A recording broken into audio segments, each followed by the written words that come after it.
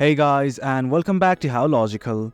In this tutorial, we're gonna look at how to lock the personal vault for your OneDrive account. Now let us begin. Do you know that we are going to do that using the help of OneDrive desktop application. This right here is the OneDrive desktop application, and right now we just want to lock our personal vault. The very first thing that you see right here is something called as Lock Personal Vault. Do you know that you can simply lock the personal vault by clicking on this button right here?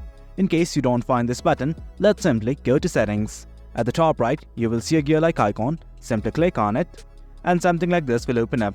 And right here, just below settings, you will see a button like this that says Lock Personal Vault. Click on it right now. And guys, that's it. Once you click on the button, your vault will be locked. I'm gonna go to settings right now. And as you can see, now it's asking us to unlock our personal vault. It means that our vault has been locked. And guys, that's the gist of it. That's how you lock your personal vault in OneDrive.